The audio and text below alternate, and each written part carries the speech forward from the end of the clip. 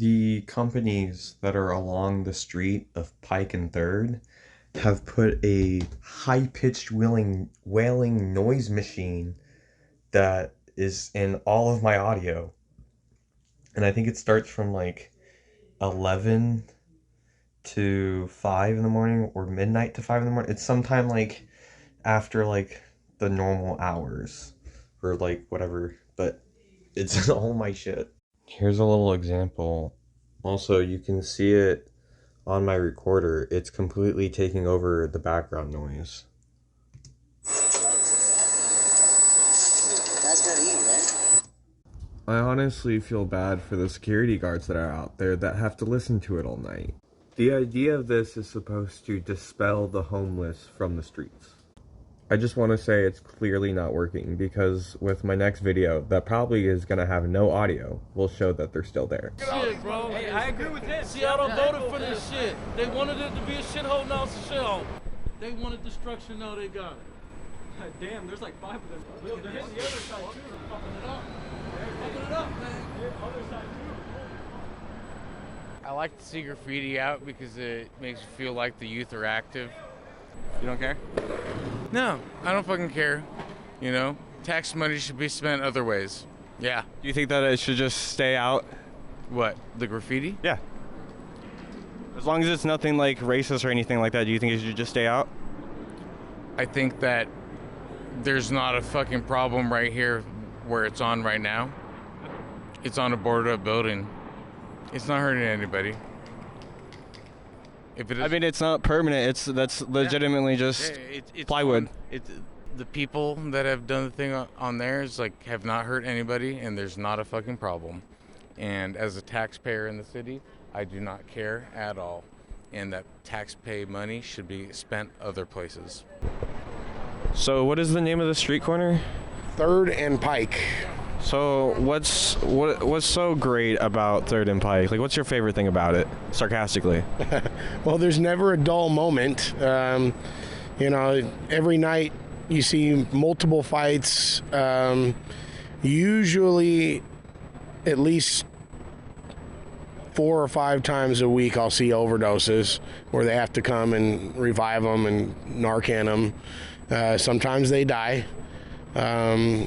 I saw a guy on the corner over here waiting for the bus. I think he was a janitor. He was getting off work, and they tried to rob him, and they stabbed him to death. And there was nothing we could do about it because we're not the police. But you see violence a lot, theft a lot, and overdoses a lot. And excuse me, I'm getting over a cough. No, you're good. But and my job here is overnight security at Ross. There's my coworker there, and we just make sure that nobody, because they've broken into this place before, which hence the steel shutters. But our job is to make sure they don't break the windows or do drugs on the property. And sometimes we have to physically put hands on them.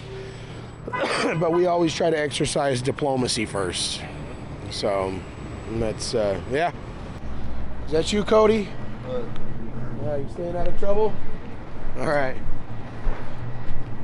That's Cody. He just got his leg amputated a couple months ago.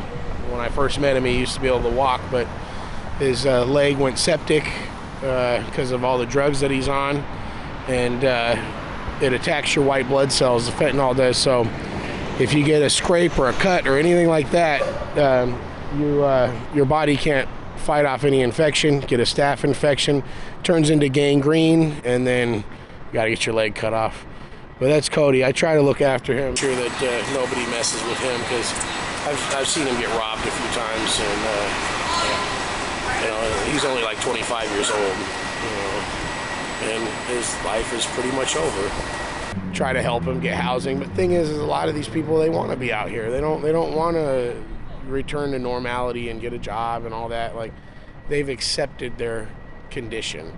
So I try to talk to the real young ones that just started doing trank or fentanyl, maybe you know, within the last few months, and try to encourage them that your life's not over, you know, and you know, get off that shit contact family. A lot of times we see parents coming down here looking for their kids, and it's just heartbreaking because their kids are lost pretty much.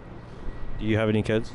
I do. I got 3 kids. I got a 15-year-old daughter, a 10-year-old daughter, and a 6-year-old son. And my heart goes out to these parents out here looking for their kids because, you can see the pain in their eyes, and it's not. Especially if you're a parent, you can sympathize with them and see how it would feel if you were in their shoes. There was a young girl, 18 years old, and she was high on drugs, and she was talking to us, and her father came around the corner. This was a few weeks ago. He was looking for her. She took off running, and I got his number, said, if I see her, I'll call you. And then I did my perimeter check in the alleyway, and there was rats and shit in that alleyway, and she was crying. I can't let my dad see me in this condition. I'm like, come on, come with me. Take her out to the front of the store. And and I called Dad and said, come get her. And some black guy with dreads was calling her a snitch and was getting ready to attack her. Her dad comes around the corner, ends up kicking the shit out of this guy, and then he grabs his daughter, throws her in the back of the car. She's crying and takes her to treatment. And not but 1 week later, I saw that girl out here again getting high across the street, and I contacted her dad and said, hey, I hate to be the voice of doom, but she's out here again, man. Just thought you should know.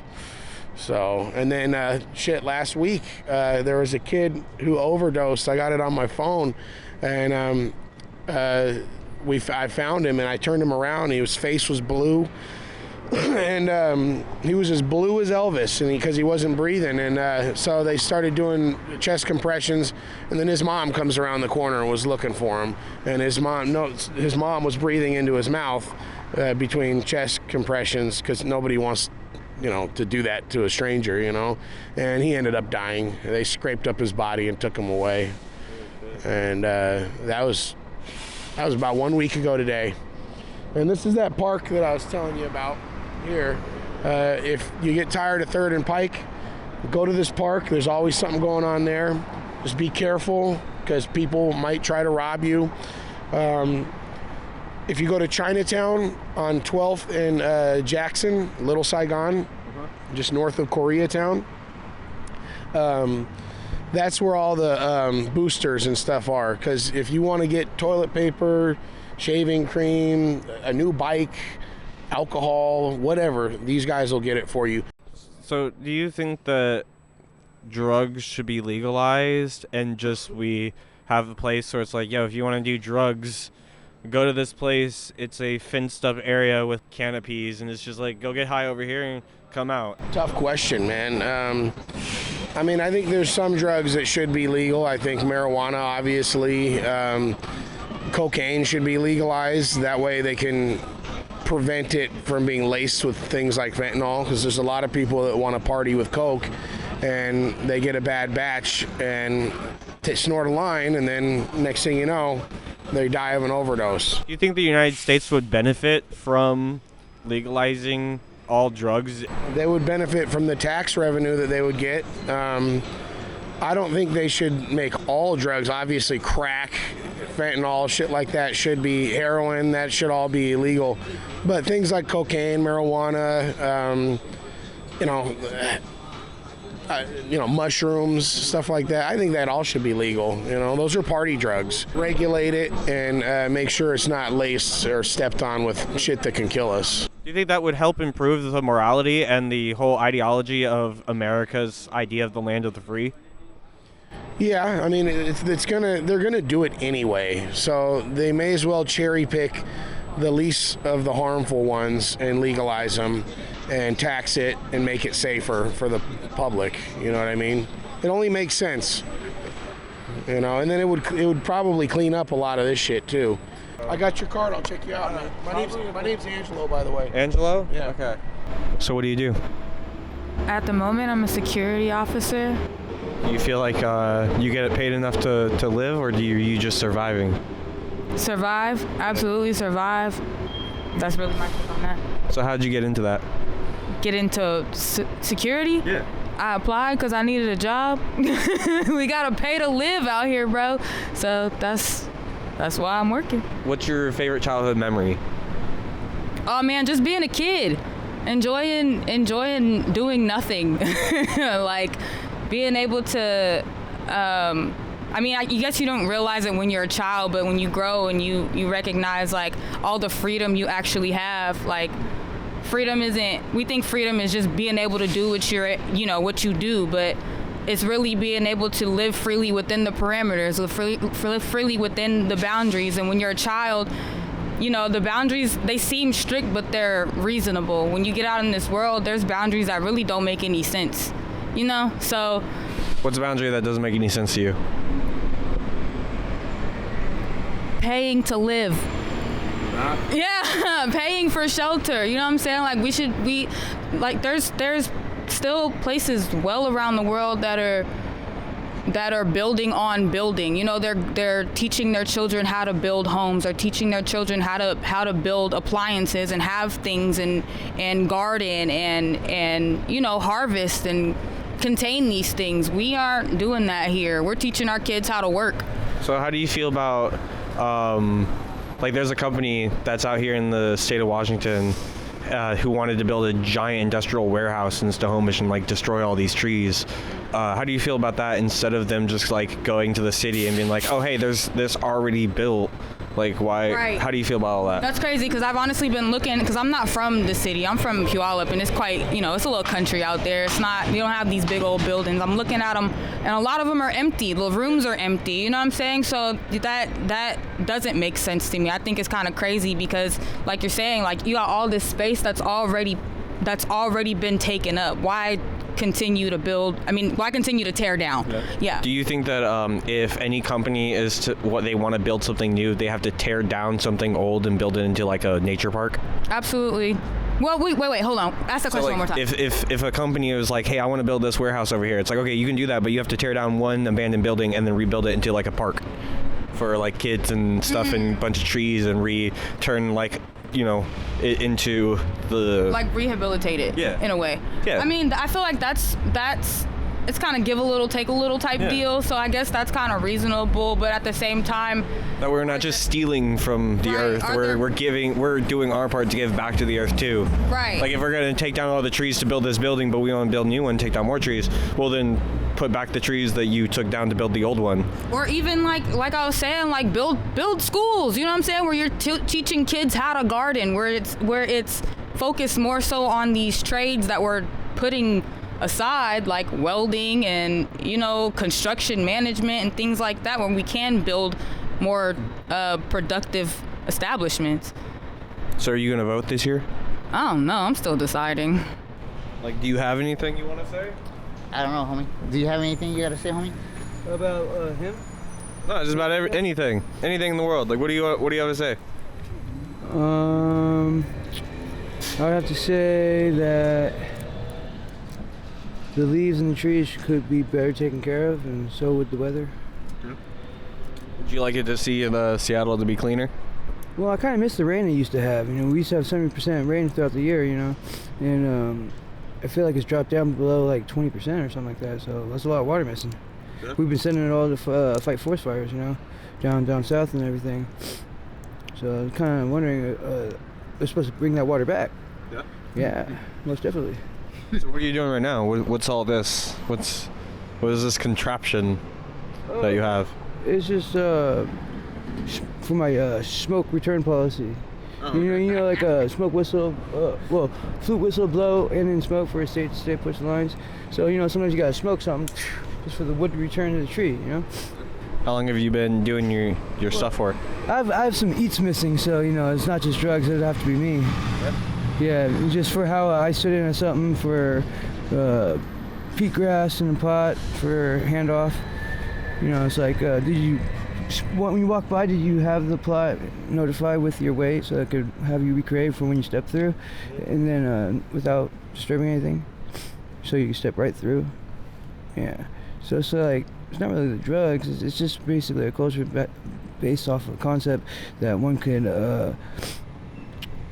endeavor or endorse, or maybe without being embargoed against, maybe, or you can't have too much complaint until after we've left and gone to a certain distance away, and then they're like, "Oh, I've been treasured," like, ha ha ha. But it'll probably just be themselves treasuring themselves. It's like it's how they human fair martial out, so they can reinvest.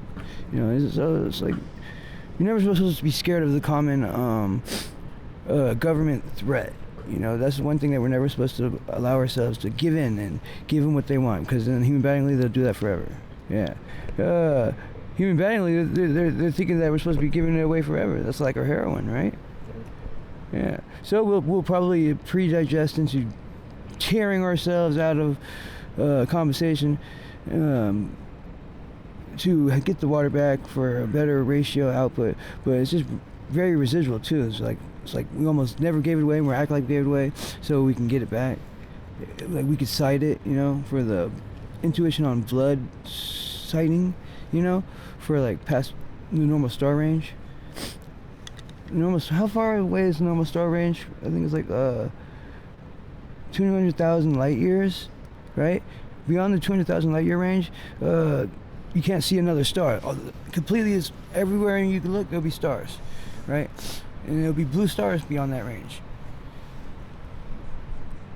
If I remember correctly, like recording right now. What's your name? Him, he's the person actually. You want to do an interview for my podcast? Yeah. Yeah? What's your name? I'm Banaj. What do you do? What do I do? Yeah. A little bit of everything. I mean, right now, though, I just watch my son. I'm stay-at-home dad right now. How's that life feel? It's different than the usual, but it's all right. I mean, I think I'm doing it right. I think I'm doing something right. I don't think I had that experience growing up, so that's already... Does it feel fun? Yeah, it is fun, but no. Bro, it's hard. Nobody gave me no fucking pamphlet on how to, do this shit. Do you think keeping the house clean hard? Bro, honestly, no. I mean, no, it's not. Huh? The toys, hey, 30 minutes. Niggas lying, yes. Hey, no, 30 minutes. Hey, no, you can clean up. If you have a kid, bro, you can clean up. Talk. Yeah, bro, if you have a fucking kid, bro, you can fucking clean up 10 fucking minutes after, 5 minutes after, bro. They're already pulling out toys, bro. They already spilled their fucking food. It's a process, bro. You do have to get used to it, but shit, bro, this shit's fun. Overall, how you gonna tell me it's not fun? You have a kid on the way while the fuck you're over here. Have you got a kid on the way? Yeah, I sure do, bro. Girl think that it's probably a boy, bro, but like, who knows, bro? We never know what God's gonna give you, so. Me, I am a believer of God. I don't know if a lot of your viewers are into that, so. I don't mean to shame on nobody or nobody's game at all. Don't go to church, bro. Like, I don't go to church, for sure I don't. But, as long as you got to believe in that relationship, bro, that's all that matters. Hello. What's your, passion? Music or writing. I like writing. Oh, and then I like nature. I like just being out, like being free and just being like... That's for Banaj, AJ Banaj. Yeah, I'm just saying. So what are y'all doing out here tonight? We was popping at this Hispanic bar. What is it called? I forgot, bro. You know the name, bro. It's fun, bro, because it's like the middle of the week. We should not be outside. What the fuck? It's not Friday or Saturday, bro. It's like Wednesday turning Thursday. All I gotta say is Bliss, Bama Bliss, baby. Woo! Oh, no.